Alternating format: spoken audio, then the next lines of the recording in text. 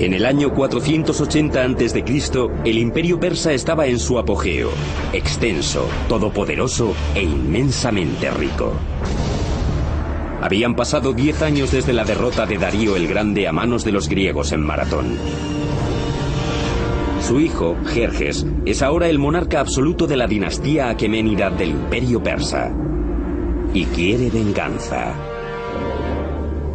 Grecia, que aún está surgiendo como fuerza militar, está formada por una coalición de ciudades-estado muy distintas entre sí, que van desde las democracias hasta las dictaduras.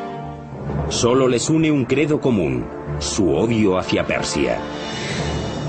El mundo antiguo está a punto de presenciar la Segunda Guerra Médica. De su resultado dependerá el futuro del mundo moderno. Tradicionalmente, los griegos llamaban bárbaros a todos los extranjeros. Es probable que todos los enfrentamientos entre este y oeste tuvieran su origen en los persas y griegos y hayan seguido desde entonces. La invasión persa de Grecia se convertiría en una de las mayores colaboraciones estratégicas y tecnológicas de la historia castrense. La invasión masiva consistiría en un complejo asalto por tierra y por mar que requeriría algunos de los avances más asombrosos de la ingeniería. Jerjes quería que sus fuerzas entraran en Grecia por el istmo del monte Athos. Pero la turbulencia de sus corrientes era tan fuerte que el rey mandó excavar un canal que cruzara el istmo. Con una numerosa mano de obra y diversos expertos en la construcción de canales, los hombres de Jerjes apenas tardaron 6 meses en concluir el proyecto. El siguiente reto al que se enfrentaban generales y arquitectos era aún mayor. El multitudinario ejército persa todavía tenía que cruzar el estrecho de Helesponto, de 2,5 kilómetros de ancho. A día de hoy, su solución se considera uno de los proyectos de ingeniería más ambiciosos ideados para una campaña militar. Inspirado en las hazañas de su padre, Jerjes ordenó que se tendiera un doble pontón a lo ancho del Helesponto, una construcción que superaría con creces el puente que Darío levantó en el Bósforo. Lo interesante es que se alinearon 674 barcos. ¿Cómo podían mantenerlos estables? Debió de ser toda una proeza, porque el Bósforo no es un área tranquila que digamos, más bien lo contrario. Pero no hay que olvidar la cantidad de tropas que atravesaron aquel puente. Puede que fueran hasta 240.000 hombres. Las sogas permitían a los botes la suficiente flexibilidad de movimiento en las turbulentas aguas. Cada sección del puente estaba construida sobre 2 embarcaciones conectadas por tablones, de modo que la barrera que formaban pudiera detener las olas, absorbiendo gran parte de la inestabilidad de la superficie. A continuación, los ingenieros persas construyeron una plataforma que cubría todos los barcos, y encima de todo aquello, la calzada. Con cada tablón de madera se iba armando una autopista que cruzaba el Helesponto, una autopista hecha de barcos de guerra. No olvidemos que estamos hablando de decenas de miles de soldados de caballería, y algunos iban con armadura, lo que aumentaba aún más su peso. Lo increíble fue que los barcos se mantuvieran estables para que Jerjes cruzara hasta Europa con sus hombres y volviera a Asia cuando...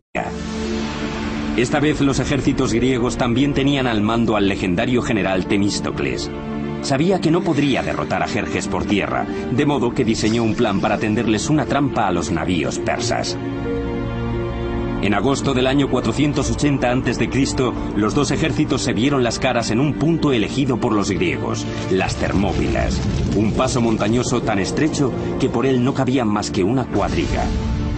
Durante días, el numerosísimo ejército persa se quedó atascado en el peor lado de aquel paso, tal y como habían planeado los griegos. Entretanto, sin que los persas se percataran, Temístocles abandonó el campo de batalla con la mayoría de su ejército, dejando un señuelo de 6.000 soldados espartanos. Como le había ocurrido a su padre, Jerjes estaba a punto de lanzarse de cabeza a una trampa griega. Cuando por fin lograron atravesar el estrecho paso, los persas se deshicieron con facilidad de los escasos soldados espartanos que Temístocles había dejado como cebo y marcharon hacia Atenas. Pero cuando Jerjes llegó a la ciudad, Atenas estaba desierta. Jerjes sospechaba que le habían engañado. Haría pagar por ello a los atenienses. Durante generaciones, los reyes persas habían hecho gala de una gran tolerancia hacia los pueblos que conquistaban. Esta vez no iba a ser así. En un desacostumbrado arrebato, Jerjes prendió fuego a Atenas. Algo de lo que el rey persa se arrepintió enseguida. A la mañana siguiente ordenó reconstruir la ciudad. Pero ya era tarde, el daño estaba hecho. Este arranque de rabia se volvería contra Persia casi 200 años más tarde, pero la guerra aún no había terminado. Al mismo tiempo, Temístocles estaba urdiendo un plan que llevaría a la descomunal flota persa hacia el angosto golfo de Salamina. Los griegos atacaron por sorpresa. Los buques persas quedaron atrapados en un embotellamiento naval. La estrechez del golfo les impedía cualquier maniobra, mientras los griegos usaban sus pesados trirremes como arietes para hundir a sus enemigos. Fue una victoria decisiva para los griegos. Jerjes regresó a casa derrotado. El rey del imperio persa ya no era invencible. Hubo una nota positiva en la derrota persa en la batalla de Salamina que le salvó del oprobio. Una mujer llamada Artemisa, la única capitana de la flota persa, engañó a los griegos hundiendo uno de los barcos persas y escapando en medio de la confusión. Su capacidad de supervivencia impresionó tanto a Jerjes que al parecer llegó a decir que sus hombres se estaban convirtiendo en mujeres y sus mujeres en hombres.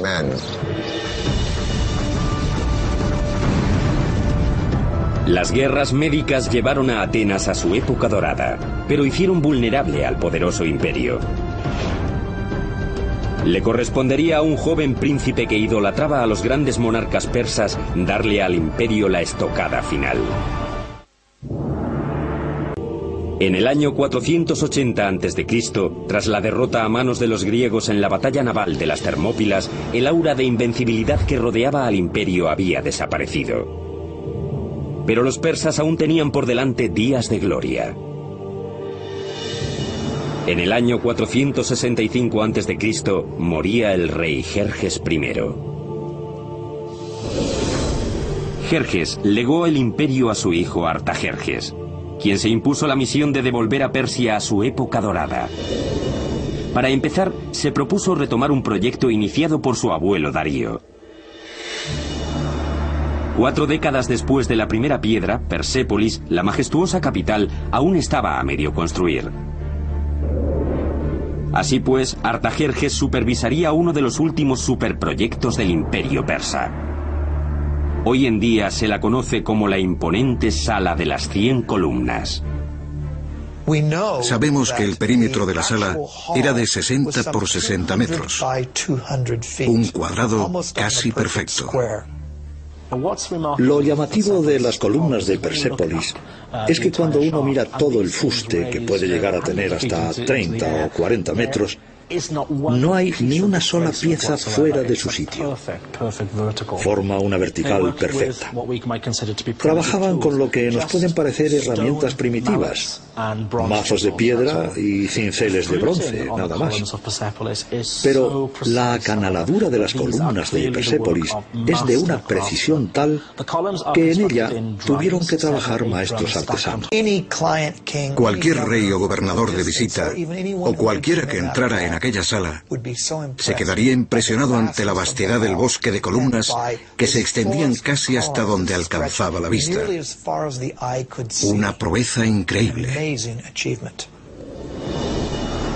En todo el imperio, los persas seguían produciendo algunos de los hitos arquitectónicos más extraordinarios de la antigüedad.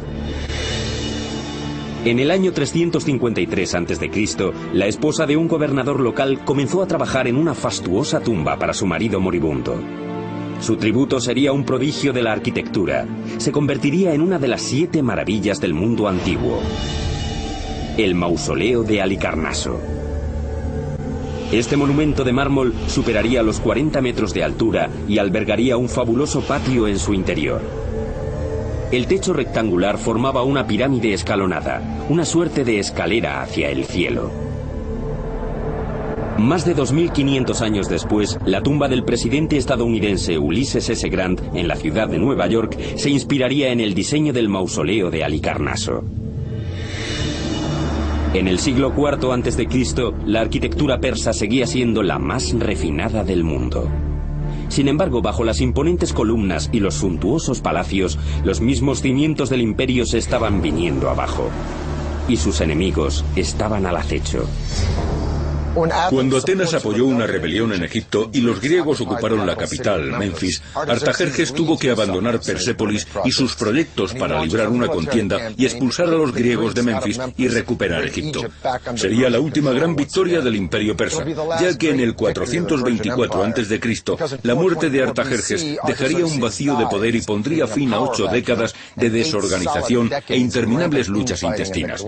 Mientras el imperio persa estaba inmerso en conflictos internos y escándalos de corrupción, un joven príncipe macedonio estudiaba a Heródoto y leía los relatos sobre el legendario héroe persa Ciro el Grande.